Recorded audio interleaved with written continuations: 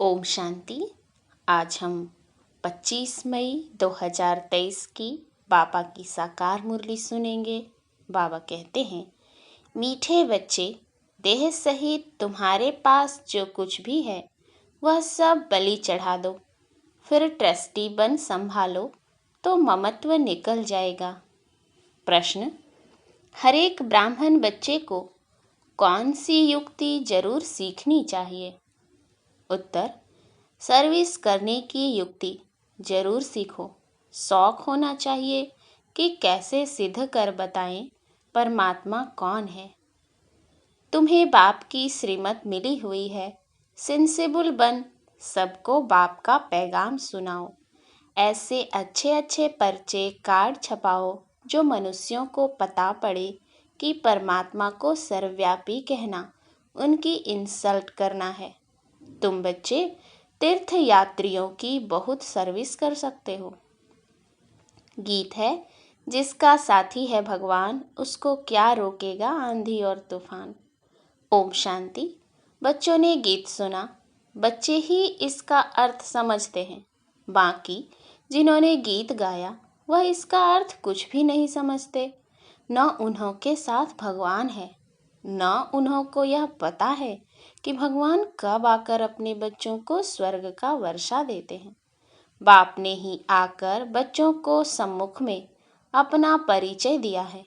वही बाप अब सम्मुख बैठे हैं और तुम सुनते हो। तुम ही तूफानों को समझते हो। वो लोग तो कैलेमिटीज आदि को तूफान समझ लेते हैं। यह तो 5 विकार रूपी माया के तूफान आते हैं। पुरुषार्थ में माया बहुत विघ्न डालती है, परंतु उसकी परवाह नहीं करनी चाहिए। सिर्फ बाबा को अच्छी रीति याद करने से ही तूफान उड़ जाते हैं। बादशाह का बच्चा होगा, उनको यह निश्चय होगा कि हमारा बाबा बादशाह है। इस बादशाही का मैं मालिक हूँ। नशा रहता है। तुम बच्चों में भी कोई कोई को ऐसा पक्का निश्चय है और बाप को अपना बनाया है। अपना बनाना कोई मासी का घर नहीं है। बस मेरा तो एक शिव बाबा, दूसरा ना कोई। बहुत बच्चे इन बातों को समझते नहीं हैं, इसीलिए माया के तूफान हैरान करते हैं और फिर बाप को ही छोड़ देते हैं। दुनिया में भगवान को यथार्थ रीति कोई नहीं जानते। तुम बच्चे असल में शिवालय के रहने वाले थे, अब वेश्यालय है। इस समय मनुष्य बंदर से भी बदतर बन गए हैं। मनुष्य का क्रोध बंदर से भी तीखा है। मनुष्य होते भी ऐसा काम करते हैं, इसीलिए उनको बंदर से भी बदतर कहा जाता है। भारतवासियों का सबसे बड़ा दुश्मन कौन है? जिसने उन्हों को बंदर से भी बदतर बनाया, यह कोई नहीं जानते। बाप कहते हैं, तुम दिल रूपी दर्पण में अपनी शक्ल देखो। तुम पहले क्या थे? अब बाप तुमको लायक बनाते हैं, परंतु जो श्रीमत पर नहीं चलते तो माया उनको नालायक बना देती है।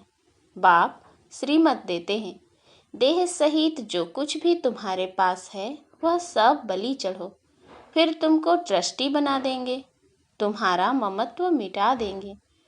तुम अबलाओं के लिए बहुत सहज है। राजस्थान के तरफ राजाओं को अपने बच्चे नहीं होते हैं तो गोद लेते हैं। गरीब का बालक अगर साहूकार की गोद में जाता है तो कितना खुश होता है। हम इतनी प्रॉपर्टी के मालिक हैं। बड़े आदमियों के बच्चों को भी बहुत नशा रहता है कि हम करोड़पति के बच्चे हैं। इस ज्ञान का तो उनको पता ही नहीं है। तुम जानते हो कि इस ज्ञान में कितना भारी नशा रहता है। श्रीमत पर चलने से श्रेष्ठ बनेंगे, नहीं चलने से नहीं बनेंगे। भगवान कहते हैं, तुमको तो कोई किस्म की परवाह ही नहीं। रात दिन तुमको नशा रहना चाहिए कि हमको बाबा 21 जन्मों के लिए स्वर्ग की राजाई का वर्षा देते हैं। हम बाबा की संतान बने हैं। वास्तव में सब शिव बाबा की संतान हैं, परंतु अब शिव बाबा आकर प्रैक्टिकल में अपना बच्चा बनाते हैं। अभी तुम सम्मुख बैठे हो, जानते हो शिव बाबा हमको अपना बनाकर स्वर्ग के लायक बनाने लिए मत देते हैं कि बच्चे किसके नाम रूप में नहीं फंसना है। एक शिव बाबा का नाम रूप ही बुद्धि में रखना है। उनका नाम रूप ही मनुष्यों से न्यारा है। बाप कहते हैं तुम हमारे थे, निर्वाण धाम में रहने वाले थे। क्या तुम भूल गए हो कि हम आत्मा परम धाम, शांति धाम अथवा निर्वाण धाम की रहने वाली हैं। हमारा स्वधर्म शांत है। यह शरीर ऑर्गन्स हैं कर्म करने के लिए, नहीं तो पाठ कैसे बजाएंगे। हम आत्मा निराकारी दुनिया की रहवासी हैं। यह बिल्कुल नहीं जानते। यह सब बातें मनुष्य ही जानेंगे, जानवर थोड़े ही जानेंगे। परमात्मा को सर्वव्यापी कह दिया है तो खुद को भी भूल गए हैं कि हम आत्मा हैं। कहते हैं क्राइस्ट को, इब्राहिम को परमपिता परमात्मा ने भेजा, तो जरूर कोई बाप है भेजने वाला। यह तो तुम जानते हो कि ड्रामा अनुसार हर एक आता रहता है। भेजने करने का तो सवाल ही नहीं उठता। इस समय मनुष्य अज्ञान अंधेरे में है, न बाप को, न अपने को, न रचना को जानते हैं। मैं आत्मा हूँ, यह शरीर अलग है, हम आत्मा वहाँ से आए हैं। यह सब बातें बाबा ही याद दिलाते हैं और बाप कहते हैं सभी को याद दिलाओ। तुम्हारा निमंत्रण बहुत अच्छा छपा हुआ है, शिव का चित्र भी है। यह बाबा, यह लक्ष्मी नारायण है वर्षा। लिखा हुआ है परमपिता परमात्मा से आकर लक्ष्मी नारायण जैसा बनने का वर्षा लो। तुम नरसिंह नारायण बनने के स्टूडेंट हो। वह साहूकार आदि के बच्चे पढ़ते होंगे तो कितना खुश होते होंगे, परंतु हमारे आगे तो वह कुछ भी नहीं है। अल्पकाल के सुख लिए मेहनत करते हैं। तुम बच्चे सदा सुख पाते हो, यह भी तुम ही कह सकते हो। कहाँ भी जाओ हाथ में निमंत्रण पत्र हो।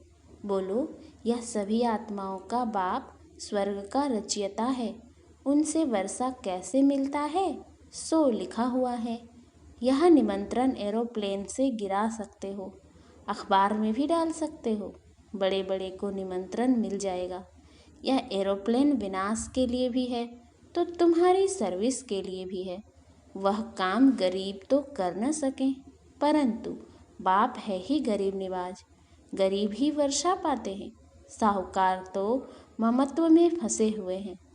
सरेंडर होने में हृदय विदीर्ण होता है।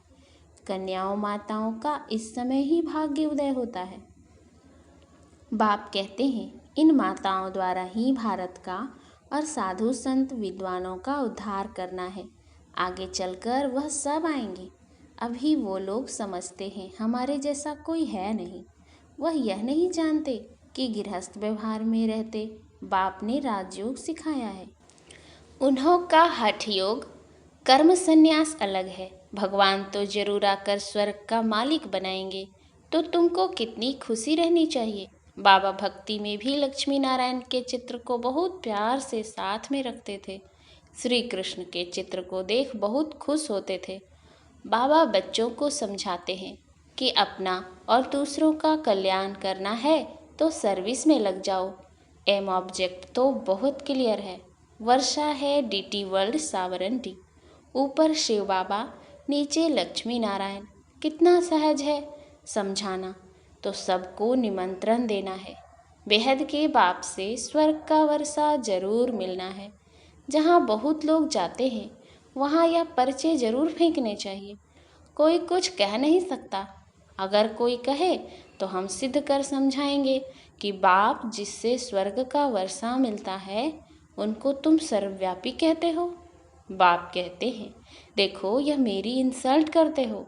मैं स्वर्ग का मालिक बनाता हूँ, मुझे फिर भीतर ठिक्कर में डाल दिया है। अब तुम्हें श्रीमत मिलती है कि यह पर्चे खूब बांटो।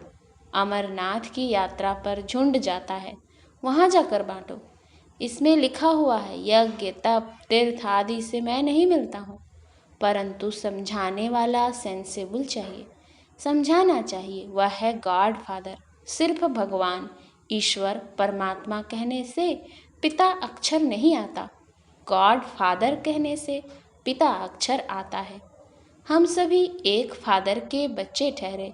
परमात्मा सर्वव्यापी है तो क्या परमात्मा पतित हो गया? वह तो है ऊंचे ते ऊंचा, उनका यादगार मंदिर भी है। तो बच्चों को युक्ति से सर्विस करने का शौक चाहिए। यात्रा पर जाकर बहुत सर्विस कर सकते हो। वह है जिस्मानी यात्री, तुम हो रूहानी यात्री। समझाना चाहिए तुम कहाँ जाते हो। शंकर पार्वती तो सूक्ष्म वतन में रहते हैं, यहाँ वह कहाँ से आए? यह सब है भक्ति मार्ग। तो ऐसे तुम बहुत सर्विस कर सकते हो। भक्त बेचारे बहुत धक्के खाते रहते हैं, तो उस पर तरस पड़ता है। उनको बोलो तुम अपने धर्म को भूले हुए हो। हिंदू धर्म किसने स्थापन किया? सर्विस तो बहुत है। बच्चों को खड़ा होना चाहिए। बाप आया है स्वर्ग का वर्षा देने, फिर भी माया नाक से पकड़ एकदम मुंह फिरा देती है। इसीलिए माया से बहुत खबरदार रहना है। अभी तुम बच्चे बाप दादा के सम्मुख बैठे हो। दुनिया को थोड़े ही मालूम है कि बाप सम्मुख आए हैं। सब आत्माओं की ज्योति बुझी हुई है, एकदम बुझ नहीं जाती, थोड़ी लाइट रहती है। फिर बाबा आकर ज्ञान घृत डालते हैं। जब कोई मरता है तो दीवा जगाते हैं। यहाँ योग से आत्मा की ज्योत जगाई जाती है। ज्ञान की धारणा करते रहते हैं। भारत का प्राचीन राजयोग मशहूर है। वह निवृत्ति मार्ग वाले तो अनेक प्रकार के हठ योग सिखलाते हैं। फायदा कुछ भी नहीं, नीचे गिरते ही जाते हैं। सिवाय योगेश्वर के कोई योग सिखला न सके। योग सिखलाने वाला है ईश्वर, वह है निराकार। बाप कहते हैं तुमको अब योग सिखला रहा हूँ। अब तुम्हारा 84 का पाठ पूरा हुआ। कोई के 84 जन्म, कोई के 60, कोई के 1-2 जन्म भी होते हैं। तुम बच्चों को खूब सर्विस करनी है। भारत ही हेवन था, गॉड गॉडेज का राज्य था। यह बातें तुम्हारे सिवाय कोई समझा ना सके। गाली भी तुमको खानी पड़ती है। बाबा गाली खाएंगे तो क्या बच्चे नहीं खाएंगे? सितम सहन करेंगे, यह भी ड्रामा में नूंद है। फिर भी ऐसे ही होगा। अभी तुम बच्चों को पारस बुद्धि बनाता हूँ। ऐसे बाप को बहुत याद करना चाहिए, जो विश्व का मालिक बनाते हैं। कहते हैं बच्चे जीते रहो, स्वर्ग का राज्य लो। ऐसे मीठे मीठे बाप को तुम याद नहीं कर सकते हो? याद से ही विकर्म विनाश होंगे। रहा हुआ पापों का खाता यहाँ चुकतू करना है। अगर योग नहीं लगाएंगे तो सजा खानी पड़ेगी। उस समय बाबा साक्षात्कार भी कराते हैं। तुम हमारे बनकर फिर फारकती दे तुम ट्रेटर बन गए। तुमने शुरुआत में साक्षात्कार भी किया है। अच्छा, मीठे मीठे सिकिल दे सदा सलामत बच्चों को माता पिता का याद प्यार और गुड मॉर्निंग। बच्चों को समझना है कि हम यह शरीर छोड़ स्वीट होम में जाएंगे। अब यहाँ रहने में जरा भी मज़ा नहीं है। अब हम बाबा के पास जाते हैं। बाबा को ही याद करना है। वहाँ से फिर स्वर्ग धाम में जाएंगे। यह यात्रा बड़ी वंडरफुल है। इसमें माया बहुत विघ्न डालती है। अच्छा, मीठे मीठे सिकिलधे बच्चों प्रति माता पिता बाप दादा का याद प्यार और गुड मॉर्निंग। रूहानी बाप की रूहानी बच्चों को नमस्ते।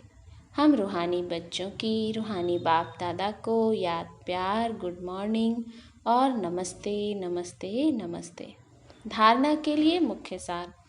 पहला, एक शिव बाबा का नाम रूप बुद्धि में रखना है और किसी के भी नाम रूप में फंसना नहीं है।